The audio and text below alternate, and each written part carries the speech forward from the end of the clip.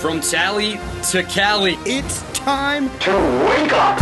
Wake up! Warchant.com is your ultimate Seminole sports source. And this is Wake Up Warchant, presented by Vitamin Energy. The vitamins. The energy. Now here's Warchant.com's Aslan Hajavandi and Corey Clark.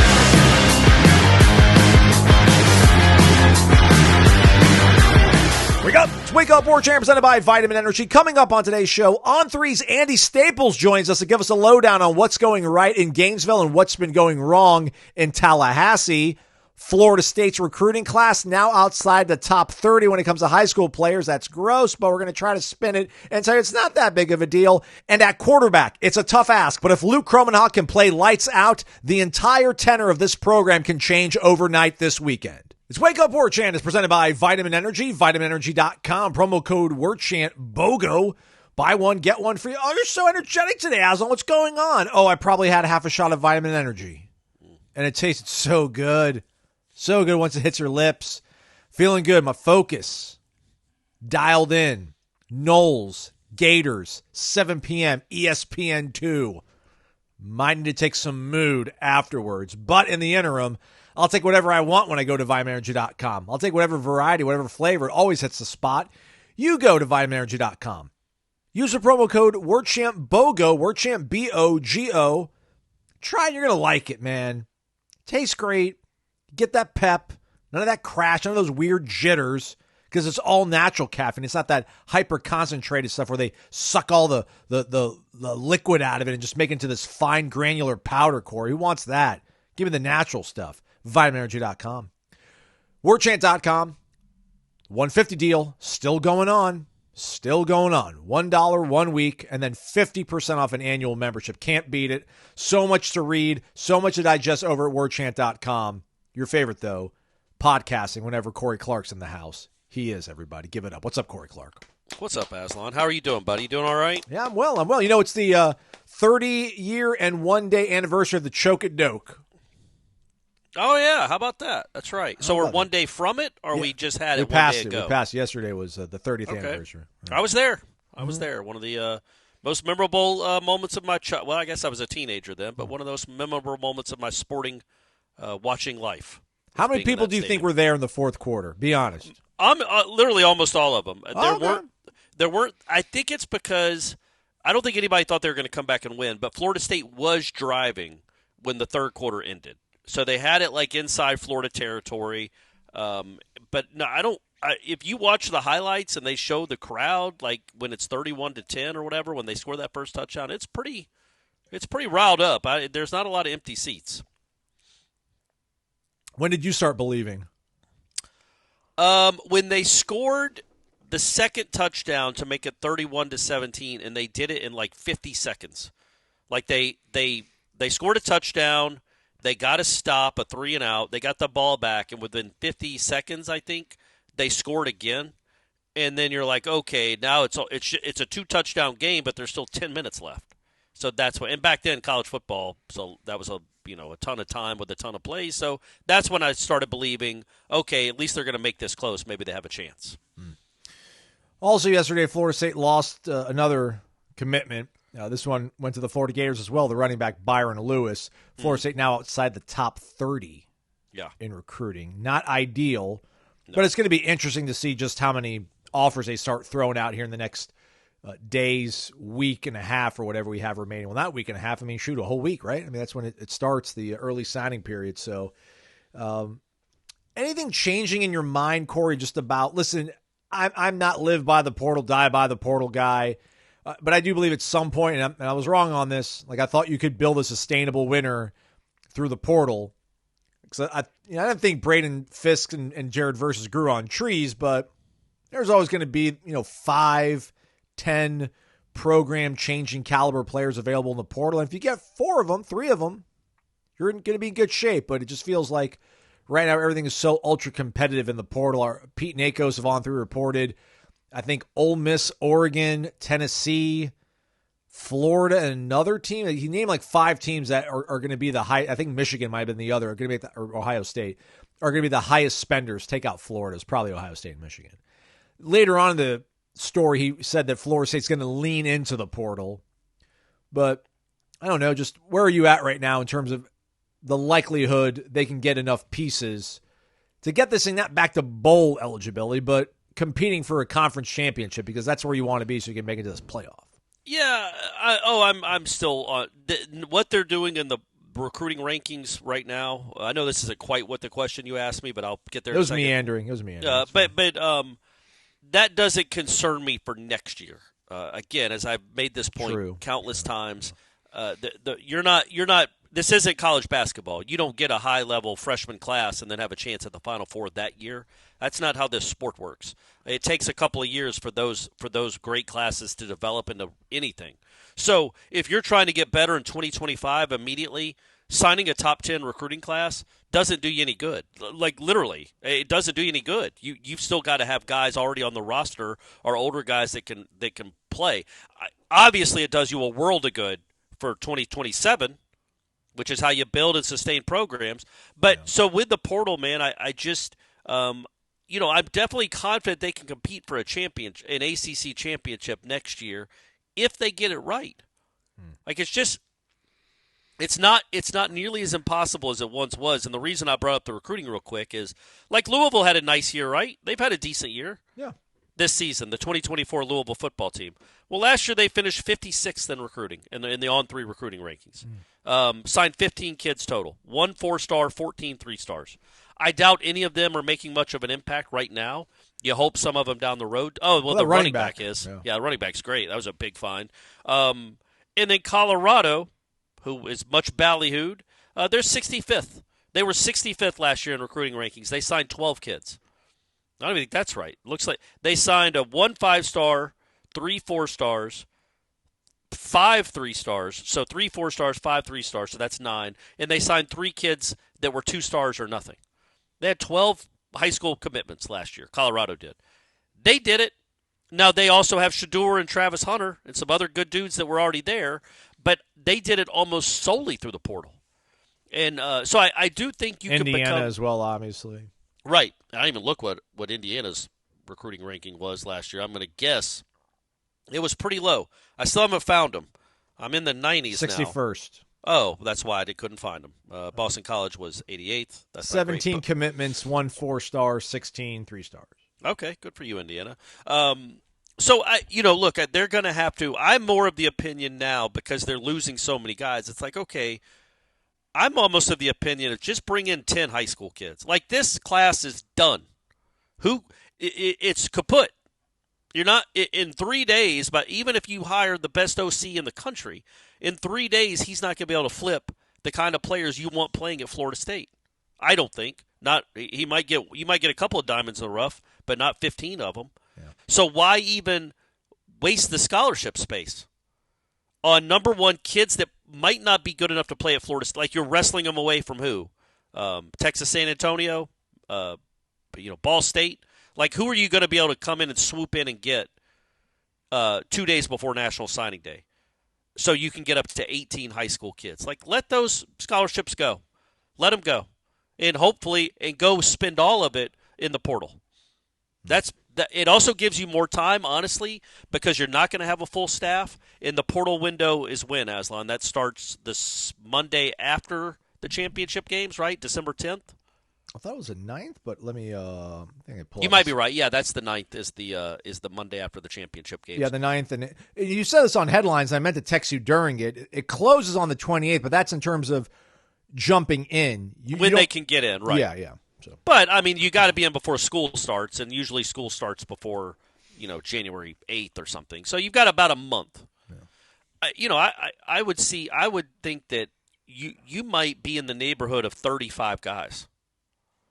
Last year they brought in 17, or was that right? I never remember the number. I thought 17, 20, somewhere around there. So hurt, man. I did a lot of work on that. What is it? Do you remember? I don't know, man. I told you to commit to memory. You got a bigger brain than I do. No. I'm going to say 17. I'm going to say Charlie Ward. Charlie Ward. I think they might double that this year. Number one, it's imperative. Correct. It's 17 It's so much more dire than we thought. But also last year you brought in. Let's look. What are they? Number 12 in the country. You brought in 23 high school kids last year. Well, cut that in half at least. You might bring in 11. So that's 12 extra spots for portal guys. So now you're up to 30. You're getting more scholarships, maybe 20 more scholarships for football. Man, there might be 40, 50 portal guys. And if you're trying to win in the short term, which Norvell absolutely has to do, that's the best way to do it. Not go throw money at Byron Lewis. Yeah. And also, I don't begrudge that kid. How could you look at this Florida State offense in this program and be like, yeah, I believe in that vision. Now, let's see what he's thinking next November. He might be back in the portal, and he might be on your team 2 years from now. Who knows? But I just think at this point, I know there's a lot of hand-wringing about this recruiting class. Go ahead and punt on it. It's going to be the worst recruiting class probably in our lifetimes, at least since Bowden started here at Florida State. In terms of numbers, for sure, and maybe just in terms of talent, well, yeah, that makes sense because it's the worst season of our lifetimes. So that's what follows up a horrible season. Go ahead and wear it. Come to grips with it. This is going to be an all-time horrible high school recruiting class. Just hope that this new staff can go identify talent in the portal that can make this program worlds better in 2025. I'm trying to find it here. So, what was that class? They were 21st in 2003. Florida State. Yeah, and they had Cromartie and Ernie Well, they had Sims Cromartie in and that class. Sims. They had some headliners. And then they just that helped a lot. backloaded it with absolute swings and misses. Yeah. And they don't have any of those kind of pillars. I mean, I guess it got Solomon Thomas, but that's pretty tenuous. How long right is that now. lasting? Yeah. They're going to just be throwing out offers here to everybody, and we're going to have to. Well, you never know. Look at the but right why? line. Like, why even do it? Like, what is the point of going and throw? So let's say you lose Solomon Thomas. Well, because I guess it's Corey. Because I mean, at some point, you need to become a football program again, right? You need to be Georgia, this ain't Texas. I agree wholeheartedly, but clearly this ain't the year to do it. So why go throw out half-ass scholarship offers? Well, 16 still. I mean, just maybe you hit on 5, and that's something. I don't know, but go on. I'm sorry. But I guess I would say, what are the chances on what are your better chances to hit on some kid from Smith High School that has 12 offers, none of them for Power 5, and you come in and swoop in and get them from Tulane, or a kid that's already at Tulane that has proven he can play pretty good college football? Like, what's the better route to take? You can go get a kid. You can go get probably in the neighborhood of 12 or 14 3-star recruits in the next week. Guys that don't have offers from Power 4 schools, or the only offer they have is from Iowa State or something, and they want to stay close to home. You can go convince those kids to come, but you weren't all that interested in them 2 weeks ago. So don't just be interested in them now just so you can run up your recruiting numbers and then get your stats so you're a top 20 recruiting class, which you could just by sheer numbers. You could throw a bunch of 3-stars at it and hope you hit a couple. I don't know if that's the route to take if you're Mike Norvell, because I don't know that you have enough time to let those dudes to even see if they're any good or not. Me personally, I'm not saying this is my preference in general. I'm saying for this specific purpose, because this recruiting class has been completely blown up. To me, it just makes more sense to focus all my energy into the portal for this season. And then I tell my head coach that makes $10 million a year, figure the bleep out so we don't have to go and get 40 portal kids every year. So that would be my tact if I was Michael Alford. You should make your tack, your course, point you at the Corner Pocket Bar and Grill on Friday. Jeff Cameron confirmed he'll be there at 5 p.m. Oh, Corey he did? Corey Clark showing maybe a little bit later, maybe a little closer to 6 o'clock. But nonetheless, show up. There'll be great times to be had, great food to be enjoyed, cold beverages, and fun diversions, darts, billiards, golden tea, jukebox, Vegas wall of television screens. It's always an awesome time at the Corner Pocket Bar and Grill. Daily lunch specials from 11 a.m. to 3 p.m. daily for only $8.99. Comes with a side dish of your choice. It's all delicious. So go do it. Put it on the calendar. Go hang out at the Corner Pocket Bar and Grill. And yeah, no bingo on Thursday because it's Thanksgiving, everybody. But they will be open on Thanksgiving. I should say that. Starting at 5 o'clock, he's going to be open, which is great. That's a great thing for Bill to do at Corner Pocket. There's people coming into town for the game. It's also people wanting to get away from maybe family for a little bit. Yeah. Corner Pocket's your place, starting at 5 o'clock on Thursday. There we go. There's football on, too. Yeah, that's right. So it's a great time. Is the Egg Bowl on Thursday? Egg Bowl might be on Friday now. I think it's on Friday this year, yeah. That'll be something on Thursday, though. Gotta love it. Faith, family, football, food, Thanksgiving. Well, faith, not really. So, I don't know. The Puritan, I don't know. Getting into the weeds. Don't want to get canceled. Wake Up Warchant, Corner Pocket Bar and Grill. Great tandem. Go check them out, 2475 Appalachia Parkway. Andy Staples from On3 giving us his thoughts on Florida State, Florida, and the game itself. Right after this. It's Wake Up Warchant presented by Vitamin Energy, vitaminenergy.com. Promo code warchantbogo. Use it, everybody. Big get for the week. Corey, we've got some positive momentum rolling around here on the program. After Pete Nakos, we got the big dog with us. We've got Andy Staples, host of Andy and Ari in the Morning. Starts at 9:30 on 3's YouTube channel. You should check that out. Subscribe to them if you're subscribing to us on YouTube. Andy, thanks for taking time out. How's life? It's good. It's interesting. I live in Gainesville, so the mood in the town has improved dramatically over the last couple of weeks. It was a pretty dismal place, which I think the folks in Tallahassee probably can empathize with for quite some time. So it's strange seeing it this way because, you assume this whole Billy Napier experiment was done. And now all of a sudden you're looking at, oh, wait, he's definitely back next year. They're actually excited about next year. Like it's been a minute since you've seen that. How did we get here, Andy? Sorry, Corbett. How did we get here, Andy, to where, again, this game, the end of this season, there's probably belief that one of these teams might be coming in with an interim head coach. Meanwhile, the other team has two interim coordinators, and they're the defending reigning conference champions. And we've gotten to this point where Florida State's 2-9 and the Gators are 6-5, and they feel great. Well, what do you think? Maybe not so much on the Tallahassee side of things, but in Florida for the Gators, what's been sort of the change? Well, I think the easy, obvious answer is DJ Lagway becoming the starting quarterback. They had to do that because Graham Mertz got hurt in the Tennessee game. There was no other choice, but I think it may have been headed that way anyway. Because the more you watch DJ play, and I'm sure they obviously saw this in practice, like you see that this is somebody pretty special. This is not just any other quarterback or even just any other five-star quarterback. This is a guy that if you build it right, you can do some really good things, and a guy who's probably going to be a very, very high NFL draft pick. And not, it's interesting because Florida had the number 4 pick in the draft at quarterback a couple of years ago, but the difference between Anthony Richardson and DJ Lagway in terms of what you see on the field in a college game is night and day. So that's the easy answer. The more complicated answer is like whatever Billy Napier did, like these guys love him. They played really hard for him, even when everybody thought Billy Napier was dead man walking.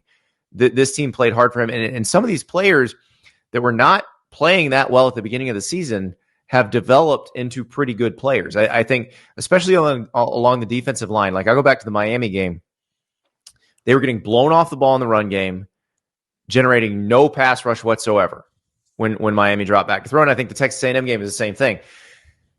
Flash forward to November, and they're playing LSU, and LSU's only given up 6 sacks all season, and they sacked Garrett Nussmeier 7 times. It doesn't make any sense at all how that changed that much, other than guys evolved, got better as the season went on. But that's what's happened, and I've never seen a season like it, because I've seen seasons where a coach came in on the hot seat, and then the whole season was good. They had a good offseason. The season was good. They kept their job. I've never seen one where the coach was done, fired midseason, and then they turned it around to the point where not only is he coming back, they're actually kind of excited about him being back. Andy, do you think if they go, and this is probably impossible to answer, we don't know how the season's going to play out, but if they go 7-5 next year, is Billy Napier still going to be the coach at the end of that season? I don't think so. Is this his last chance to lose 5 games or 6, probably 5, we all agree, and get away with it for Florida football? Yeah, I think that I had somebody, tied into the program just Sunday say next year's playoffs are bust. Like, I think that's a probably fair expectation. Now, look, if they go 9-3 and miss the playoffs because they lost in triple overtime against somebody good, I don't think that's going to get anybody fired. But another 7-5 season, yeah, I think that's not good enough especially when you have DJ Lagway and you're only going to have one more year at most of DJ. DJ Lagway is going to be in college 3 years, right, and he's going to the NFL. So like that's the window. And they're looking at it like, okay, DJ Lagway is almost more important than the coach at this point, because that's who people want to play with. And he becomes your greatest recruiting tool. And I think we're seeing that probably, unfortunately, to FSU's detriment, where they're flipping a lot of FSU's class. They're trying to flip some guys in some other classes too. I'll be very curious to see what they do in the portal this offseason, because if they have a big December in the portal, then they could enter next season with some pretty high expectations. That's going to tell us really, December is going to tell us really what to think about Florida going forward. Are they serious? Do they get the help in the places they need in the portal, which I would say receiver, edge rusher, offensive line, those are your three areas that you really want to beef up. And if you do that, they could be a pretty good team next year.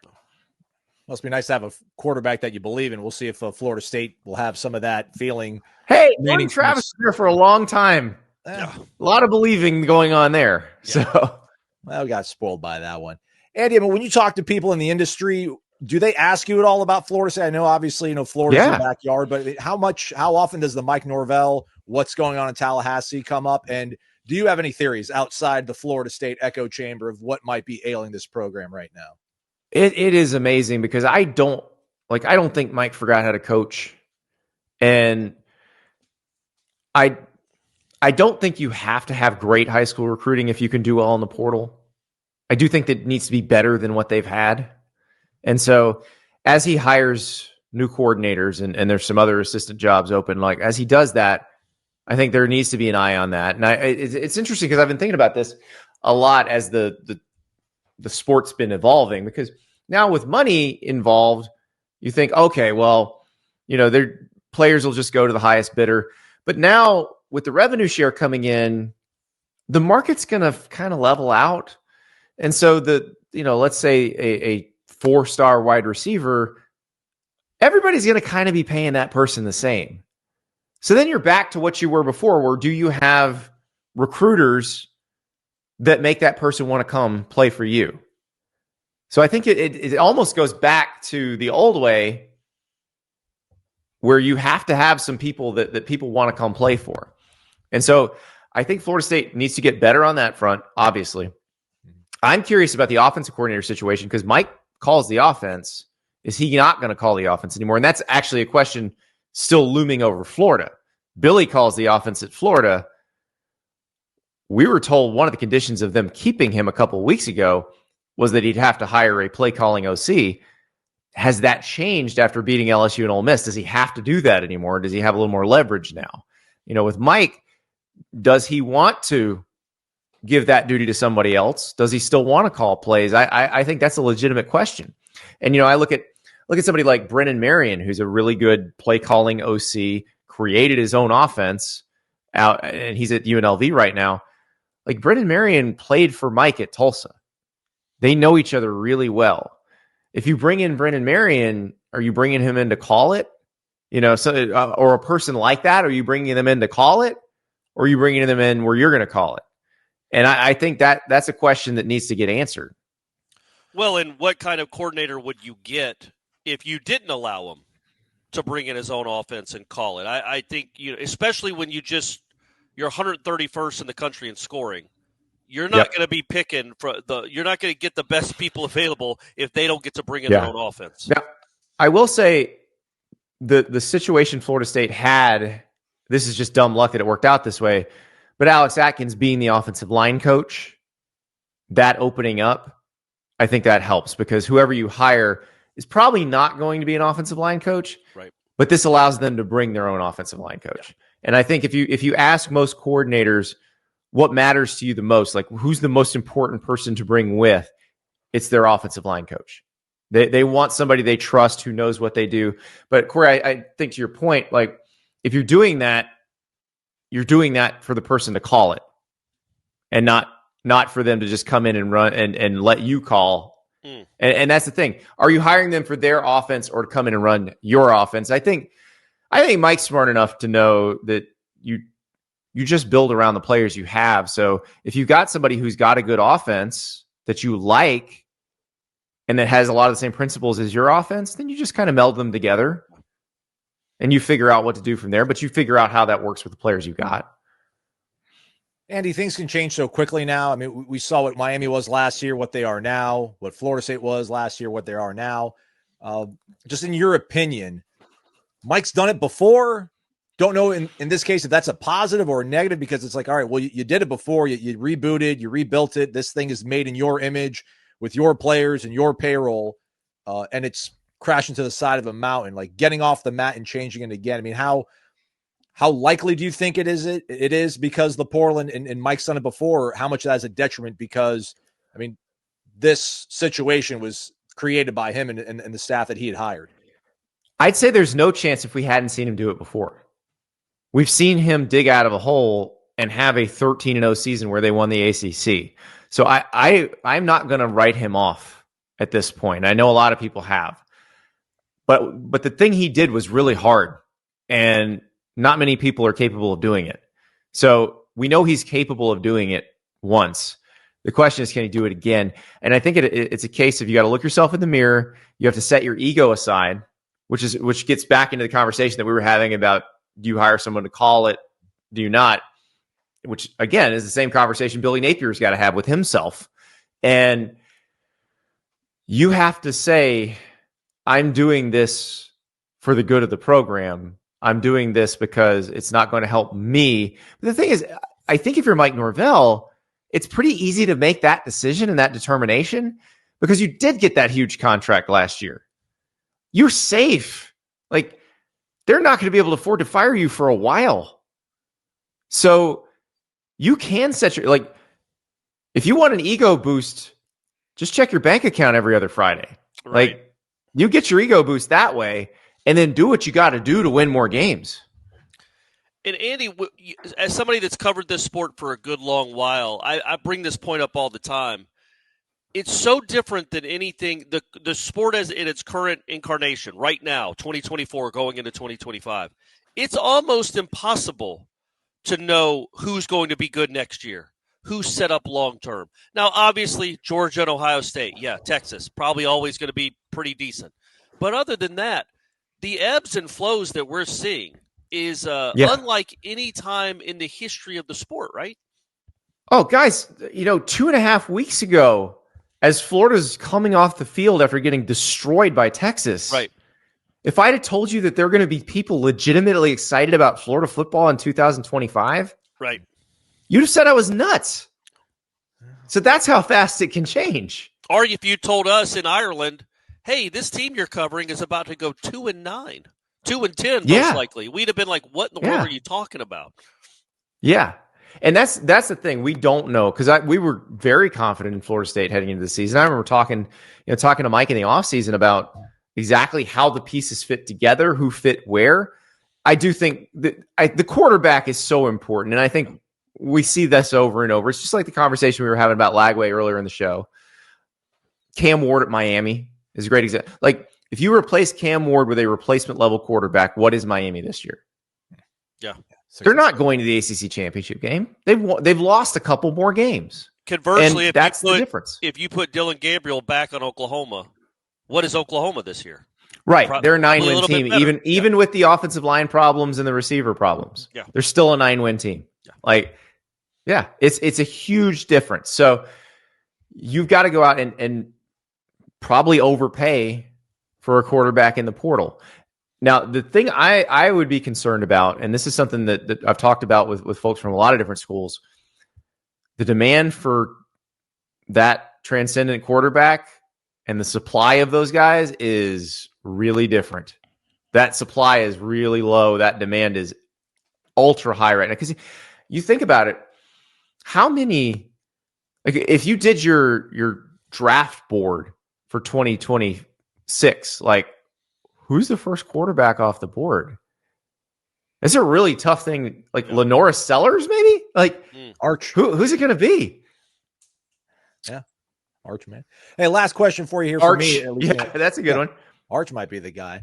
Just from this game, from a standpoint, just Matt, I don't want to go into the matchups or anything like that, but the Gators have maybe not played all that great on the road this year, but granted, it's been against teams like Texas. They haven't played great on the road against in the Billy Napier era. Period. Yeah, like that's going to be a legitimate question. Like you're saying it like, oh, Florida State's not good this year. It probably isn't going to matter. No, it might matter. Like they've been awful on the road under Billy Napier. They did come in spirited in 2022 and play Florida State really close.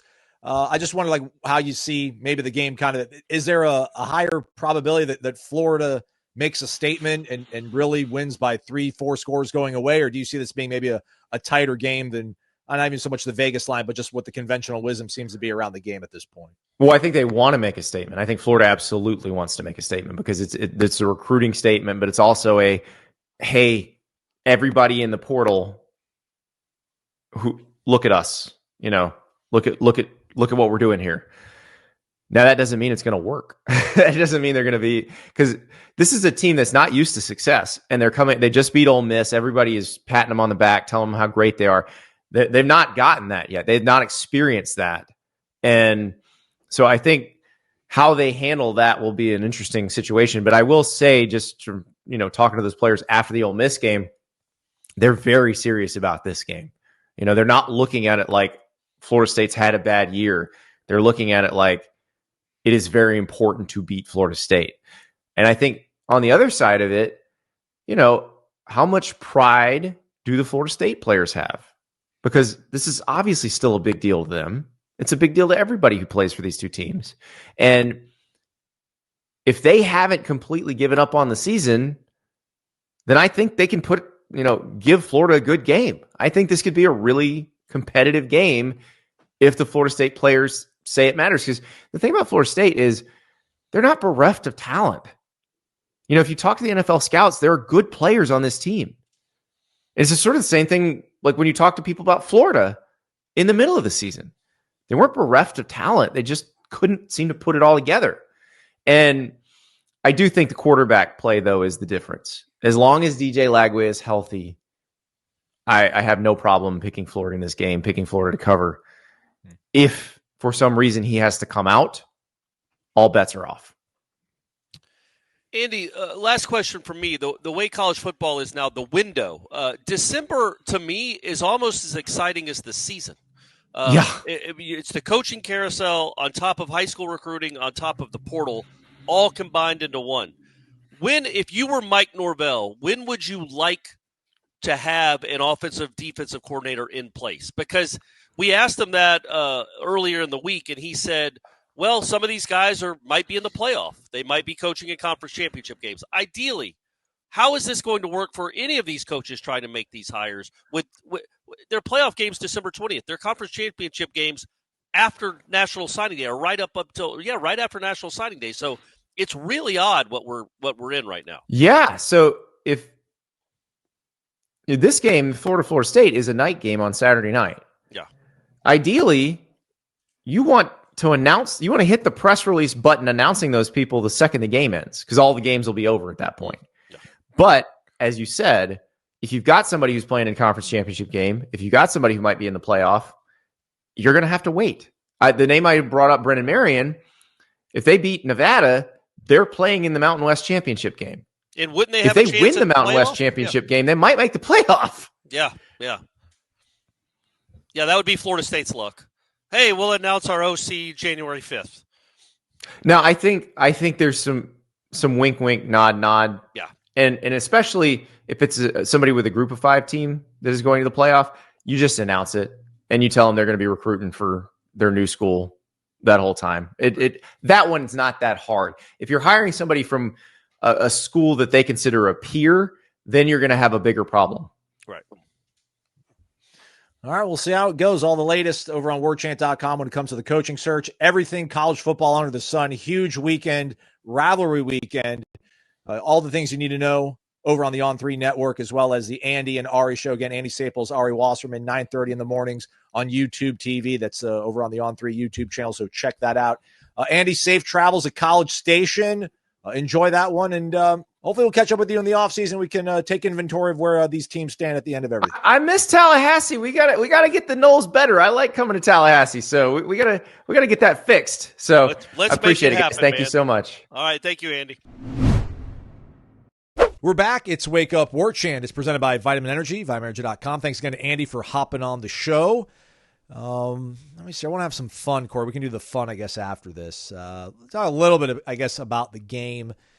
There's no matchup or anything. I mean, this team just hasn't really played 60 minutes of good football at any point this season, right? I mean, that's not a stretch to say by any means. But is game controlling the game? I don't want to say game control, but controlling the football, moving the chains, some sort of methodical approach, is that possible in the upset, or is Florida State going to have to dial up those 1 to 2 shot plays, maybe a half, and hit on those and hope that, Florida trips them up? I don't want to do like the hope thing, I hope they do this, I hope they do. Like, what are some things that are reasonable to think? Because you're going up against a 5-loss team that hasn't played great on the road, but they've looked every bit better than you in pretty much every game this season. Yeah, but you're, as I brought up on headlines, you're a 14.5-point underdog. You're not a 40-point underdog. I mean, this isn't it's not impossible to pull off this upset. Look, your defense is going to have to play it's going to have to be as physical as it's been all season, because Florida will run and run and run. I didn't realize, not only did Lagway only complete 10 passes against Ole Miss, in their 48-20 win over Kentucky, he only completed 7. And he played the whole game. Now, those 7 went for 259 yards, nice, which is a crazy ratio, yards per completion. But so that's what this guy does. He makes big plays. And Norvell talked about it, how he's really good at escaping pressure and keeping his eyes downfield. That's where their passing game hits. If you can limit that stuff and be physical against the run and put them in some 3rd and 9s, theoretically you should be able to get off the field. And then, yeah, man, I mean, I think we could say you're going to need a couple of huge plays, but that hasn't been a part of this offense all season. Yeah, I think great special teams, maybe some luck in the turnover battle, finally. And then 1 or 2 good drives, 1 or 2 big plays, whatever it takes to score 2 touchdowns. And then maybe you can kick 3 field goals and you got yourself a, whatever that would be, 23-20 win or something. But I think so much of it has to do with the defense, not just getting off the field, but getting off the field quickly. And so the offense doesn't have to get the ball every possession at its own 20-yard line.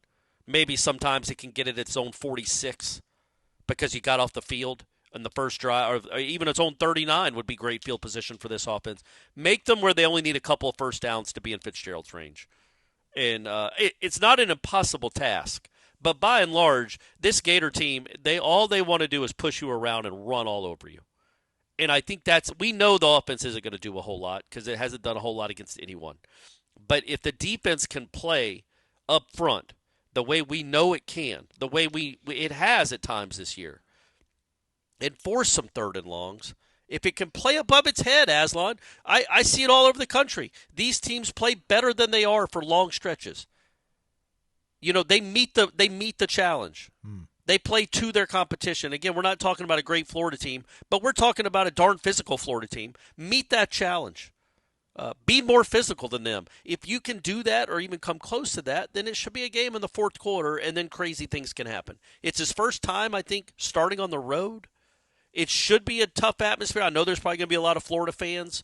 I don't know because it's a night game, and it's just Gainesville. They'll just drive back after the game. I was going to say the hotel situation for visiting teams. But, if you can make it a game in the second half and put some real game pressure on them, then let's see what happens.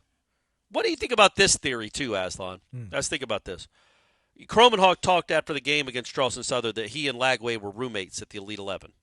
Correct. Yeah. This is the first time he's been on a field with a fellow true freshman quarterback.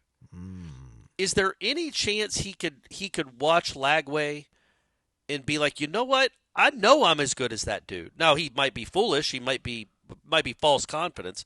But he could be like, there's no reason I can't do what he's doing. He's a true freshman. I'm a true freshman. This is not Riley Leonard. This is not Cam Ward. This is a guy that's been in college as long as I have. So why then can't I look like that and play like that? And maybe it gives him some confidence to see it on the field, on the same field he's on, or it just challenges him. Like where he can't use, and I'm not saying he does use this as an excuse, but I do think it's human nature to be like, well, I'm young. This is pretty fast. What does anybody expect of a true freshman core? Oh, they expect that because look at what he's doing. You think there's any way at all that Kromenhoek could use this to answer the challenge and to raise his level of play because he feels like more of a peer with this kid than he would with somebody that's been in college for 5 or 6 years? I mean, it could help out in the respect. I'm sure he didn't know one single lick about whoever the starting quarterback for Charleston Southern was. And then every other subsequent game, he, was basically just waiting to get in the game, right? It was right. All right, two series, so you're probably not – you got so much running through your head. But, you're starting this game as well. This is 2 weeks in a row. You're going to start. The team, for all intents and purposes, is yours. And, yeah, I do think that there's probably some level of gamesmanship, competitive spirit to where you're like, man, this is our teams versus each team. But I compete against this guy at Elite 11. Yep. I know I'm better than he is. I can – to your point, I can rise to the challenge. I can make enough plays. I can make one more play than him in the first quarter. I can make another. Or if he can do it, why can't I? Yeah. Why not? Luke has attempted 56 passes on the year in 5 games. Meanwhile, Lagway's, really? 135. He's played in 10 games, man. Yeah, it's not a lot. They are a run-first team. And his throws are, he's 9 touchdowns, 6 interceptions, 62% completion percentage. It's the way some of these throws, it's the way he makes some of these plays. You're looking at his QBR. He's 58% completion percentage, Lagway. Oh, okay. Well, that's all right. Well, even still, he had a stretch, I think, against Mississippi State and whoever they played after that, UCF maybe? Yeah, he was 11 of 11. Where he was 11 of 11 in those 2 games. If you take those 2 games away, you're talking about a 50% passer. But some of these completions are just ridiculous throws. To Andy Staples' point, this guy has all the tools, man. He can evade pressure. He looks downfield. He makes some ridiculous throws. So there's a lot to work with there. But he's still learning and growing. He is not by any stretch a finished product. This is not the Lagway you're probably going to see in 2026 in Doak Campbell Stadium. So still a little bit hurt too. Probably that hamstring's probably still a little bit tender. A little bit tender. You're right. So maybe but it's not. This isn't Tebow rolling through in 2008 or 8. Yeah. This is a guy that if you can stop the run, it's a huge if. That's a really big ask. It's a huge if. But if you can do that and tackle hard and play hard, just play physical and impassioned, because it is the last game of the season and it is who you're playing, you absolutely have a chance to be in this game. Even as the offense continues to make us all throw our arms up in the air. But, I think at the end of the day, I would never predict Florida State to win this game. I think it can be a semi-close game. I come back to the offense and not having seen it against anyone with any pulse on defense to think that they're going to be able to score enough to win. Yeah. But wouldn't it be heartening, a word we like to use a lot, to be in the game in the fourth quarter and have the defense rise up and give you a shot? You might not take advantage, but maybe they'll rise up and give you a shot. Maybe they'll force a couple turnovers and give you a short field. That's the way you can beat this team. This defense, there's a lot of guys on that side of the ball that probably 3 months ago thought they were shoo-ins to be multimillionaires within a year. And I don't know how real or legitimate that is. And I don't think one game's going to totally change their stock, but I'm sure they're impressionable. They're listening to the coaches. Papuch has talked about a few weeks ago telling them, listen, team success is obviously a big deal, but individual success leads to that. So, play for putting things on tape, being successful. That'll help the team out. Because, Josh Farmer, listening to headlines, you guys seem to, especially, Jeff made it sound like Josh Farmer is for sure gone.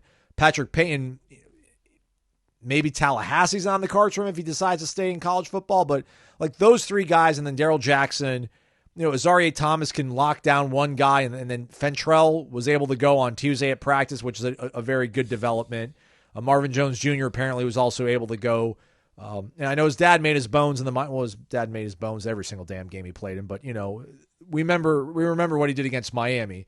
Marvin Jones Jr. can maybe make his legacy start with some really strong play against Florida. I mean, it falls on these guys that, again, I've maybe pushed back. I'm a little resistant to just how talented I think they are. But if they are as every bit as talented as they think they are, and scouts that keep watching and lurking over them during drills when they come to Tallahassee, if they're that good, I mean, it's on them to your point, get off the field quickly, create some negative plays, change the field position. You've got the better punter as well, and make this team feel nervous and make them predictable to where they want to run the ball. But hey, we know you want to run the ball. We'll meet the challenge. We'll stop you on first and second down. It's going to be 3rd and 8. We like Azaria and Fentrell against your receivers, and we'll see what happens from there. Yeah. I mean, you can hope, right? We can all hope. I don't want to say hope. I don't want to say hope, but just but it's not reasonable impossible. Expectations. Reasonable expectations. It's not impossible at all.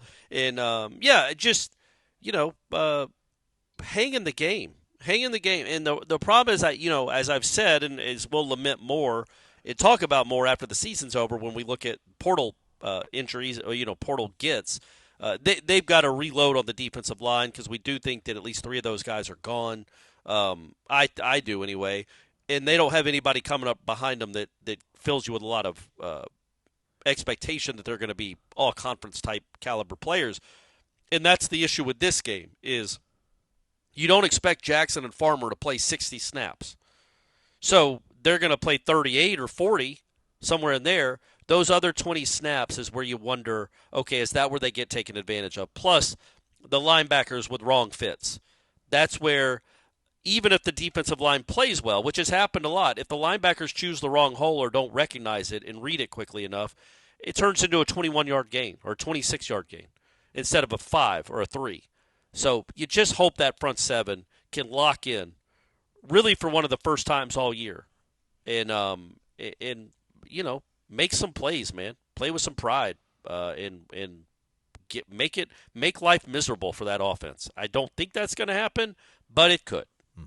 2 quick things on the way. I know you're always bummed out when you're not on the panel for the Warchant Report powered by Cummins. I am. I asked the guys, one team's going to walk off that field feeling really good about themselves, and one team's going to walk off the field feeling pretty lousy. Is it possible for both fan bases to leave Doak Campbell Stadium or wherever they're going to watch the game on Saturday and think they have a bona fide star at quarterback?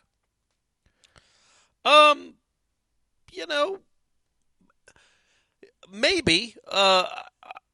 I know Florida fans, no matter what happens, are going to be convinced that they have a star quarterback. Florida State, it would take a really nice outing by Croman Hawk, not a Jameis versus Pitt outing. But there is a chance that if he can build upon what he did against Charleston Southern, and I understand they are jumping up significantly in weight class, in weight class and in opposing talent. But if he can have a similar type of composure in the pocket, make some plays, have that kind of feel, and get you a couple touchdown drives, even in a loss, yeah, there's a chance you could think, okay, we got our guy too. They got their guy that they like. We got our guy too. He went toe-to-toe with their guy, and he doesn't have that offensive line, and he doesn't have those running backs necessarily or those weapons outside. I don't know that Florida's blessed with a lot of great receivers, but they got a few. No. I think they got one guy. Badger and DK, they're solid. And Badger, I think, has caught a touchdown in like 4 or 5 straight games. He's actually had a really good second half of the season. Last 3 games, he's kind of gone off. Yeah, he's been good. So you might not have a Badger on your team, not right now, but you could look at it and go, okay, let's see. Let's see how this race goes. Or what will likely happen, in my opinion, but again, it's not a certainty, is when that game is over, they leave the field, Mike Norvell leaves the field, you guys leave the stadium or turn off your TV and realize, they got to go get themselves a quarterback just for next year. Can you feel good about the way Luke plays and still want to go into the portal? Can those two things coexist? Can you be like, that was pretty good out of Luke. I like it, but I still want to go in the portal. Or I don't know, man. I that's what I was trying to talk about on headlines, and I don't know. I was glad you guys were able to talk about Pie a lot. I'm glad you guys got that. Yeah, I don't know what. I think if you feel good about what he does. And you're like, man, that was a really significant step from the way he looked when he started this season to that. Like, if he looks completely different than he did against Duke. I think there's levels to it, Corey, not to interrupt you, but like I know Ira said if he goes 30 or 40, like absolutely. I think at that point you can tell everybody, your locker room, your fan base, like we have the guy. But yeah, I don't know, man. If you go 17 for 31 and you've got a pick and maybe only one touchdown, I mean, maybe that one touchdown drive was really crisp. You could be like, all right, man, there was something there, but I don't know. There's somewhere in between those two performances, maybe you could be like, all right, that's good. But still, we got to go to the portal. I wonder what the breaking, what's that tipping point? You're like, all right, man, no, we'll know when we see it. Numbers. I was going to say, I don't think it's just sheer numbers. It's the way it looks. Yeah. Right now, I have not seen anything in the way he looks. Even the Charleston Southern game, the second quarter on, where I'm like, yeah, that's the guy in 2025. But I've never seen him come into a game with any semblance of confidence at all, any sense of success. And he has that now. He just had a game where he had 3 touchdowns and no interceptions. So maybe it's a whole different looking kid. But if it's the same kid that I've seen the first 5 games, I can't imagine there's a way you say, yeah, that's going to be good enough. But guys get better. Guys develop. Guys make rapid jumps. And success and confidence is such a huge, huge part of those jumps that now that he's got a little under his belt, again, a little because of the opponent, if he goes and plays well in a rivalry game, I would think that absolutely you think, okay, that might be the guy. And then it becomes the calculus of, okay, is the guy we're going to get better than what Luke Kromenhoek could be in 10 months? With another 10 months in the program, another 10 months, another spring practice, all this experience under his belt now, with the guy we bring in, is he absolutely guaranteed to be better than what Luke would be in this offense, whatever this offense ends up being next year? That's where the calculus comes in. But if it looks anything like it did the first, 4 1/4 games that he played, counting the first quarter against Charleston Southern, I don't think there's any way you could feel confident enough to not go get a portal quarterback, because there's going to be some really good ones out there, and you might have to overpay, but that's how important the position is. But you also might have an NFL draft pick on your hands. We have no idea. And I blame Mike Norvell for that. I blame the offense he put together that through 5 or 6 games, however many Luke's played, 5. We still have absolutely zero idea if he can even be if he's a bad college quarterback or a potential first-round pick. We have no idea because of what he's put on the field with him. And that's all on Mike Norvell. Yeah. And so that's what frustrates me about it, is there's no way to know what he could be because of everything that's around him. So I don't know, man, the spectrum of what he can be is pretty bad, never going to be much better than this, or flippin' awesome. No idea. But maybe Florida, with some success under his belt, some confidence, we can see enough glimpses whether, he's not going 30 for 40.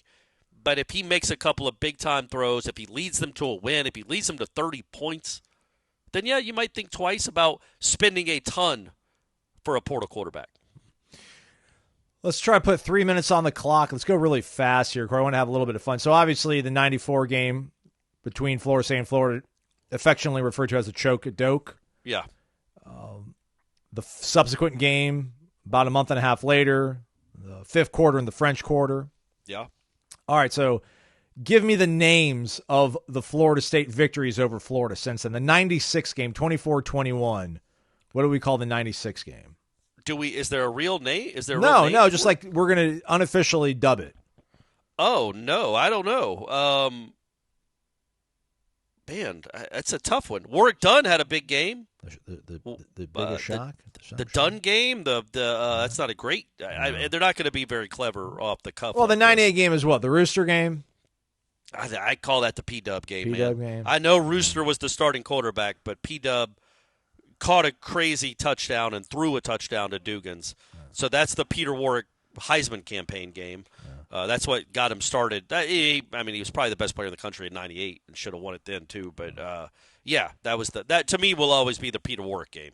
The 99 game, like the Jano game, or just our kicker is, I don't know, like Long Live Poland, Viva Poland, just him getting pushed back on the field goal and still hitting it and doing the chomp. It just but that wasn't like the game winner. I think to me that's that was Chris Winkie in a nutshell. Again, I can't name the game, but The fact that he threw a pick six in Florida, even though you'd outplayed him for most of the game, Chris Winkie throws a pick six and Florida takes the lead. That place, as you can imagine, is going nuts in the second half. Frothing at the mouth. Hoping to keep Florida State from a national championship, just like they did 2 years ago.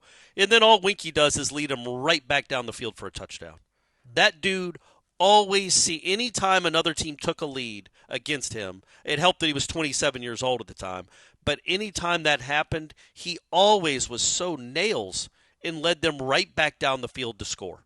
It was uncanny, and he did it almost throughout his entire career. Just if a team took the lead, he led them right back down the field again, and he did it that game in the Swamp. Marvin Minnis had a big day or a big catch in that game for a touchdown. So, yeah, I would say, to me, that's just the Winkie. Winkie is a badass game. All right, we're all out of time. Sorry, that's a tough one. We'll get I around thought you were to going to ask another me trivia questions about those games. No. Like 2002 game called the Leon game, 2003 game, Ricks to Sam, and then we have to, the 2010 The PK game, Sam, yeah, absolutely. 2010, I don't know what we call that. 2011, the ugliest He game quit. ever played. That's the quit. He quit. It's when he quit. Urban quit. Yeah, he quit. And Eddie Grant tells Jimbo he just quit when he punts down 31-7 late in the game. He's like, he doesn't mouth it. He says it. He quit. He says he quit or Yeah. you made him quit. Yeah, Something he quit. like that. He quit. And then he literally quit. Yeah, 11, the ugliest game ever played. Yeah. 13, I don't know. Kelvin, yeah. 14, just all over him. 14 was hideous. Yeah. Trey Harris, quarterback for them. 15, the Jeremy Kerr game. Yeah, I was going to say Smag, but you're right, the Jeremy Kerr catch. Yeah. My man had one catch all year, and it was for a touchdown on 4th and goal. 1 catch, 1 yard, 1 touchdown. Great stat line. 16, is that the DeMarcus Walker game? Is everything DeMarcus Walker game in 16? And probably Dalvin, right? I assume Dalvin had a nice game there. And then 17 was Jimbo's farewell. Farewell, yeah, Jimbo's fond farewell. Where he yelled at us for questioning whether he'd be the Florida State head coach the next week. And then he left 3 days later. Yeah. 22, the Jordan Travis game. You know what I hate about that game is the robbery. Jordan Travis ran for 2 incredible touchdowns in that game. Yeah, he was down and both of them were he slid. He's down at the half-yard line. Yeah. Just stupidity. And then in one of them he scored on the very next play. But still, I would say that's or maybe the McClellan game. Yeah, all right. With that PBU at the end. Yeah. And then last year, the Tate Rodemaker game, baby. Tate, never going to forget you. Hopefully he'll be back for Sod Talk. He'll be back for Sod Talk to talk about that one. Yeah. Was that a Sod game? I guess they all are when they you play Florida, maybe. I would say that's more the verse Fisk game. But, Tate, congratulations, buddy. That was a big dub. All right, that's a wrap for us. We're going to do one more show that will drop on Friday. It's going to probably be a very condensed mailbag. We'll put the thread up, but we'll probably only use about 4 or 5 questions because, in full transparency, we're going to record it probably on Wednesday, and I'll be traveling. I think Corey's going to be traveling. We really don't want to do anything on Thursday because we're going to be with our families on Thanksgiving, so we'll try to keep it nice and snappy, give you something to listen to maybe when you're driving back from wherever on Friday or driving to Tallahassee on Saturday. So we'll have one more piece of content probably for you on this feed. Warchant.com always has content. My gosh, we had 5 players after practice on Tuesday in addition to Mike Norvell. So plenty of stories coming up over at warchant.com. The coordinator stuff, I know everybody wants a name. They want it done, but I don't think it's going to happen like that here in the next 48 hours or so. So just look forward to dinner on Thursday more so than hearing some maybe sort of Sunday. announcement. Sunday morning is maybe some news starts flying. Let's hope. Yeah, but keep hitting refresh at warchant.com. We got the latest. Also a report from Michael Langston on who's planning on being in town this weekend that Florida State's going to try to flip or offer and try to get them onto the boat because there's lots of seats open. So we'll see how it goes. For Corey, I'm Azon. Thanks so much for listening to Wake Up Warchant, presented by Vitamin Energy.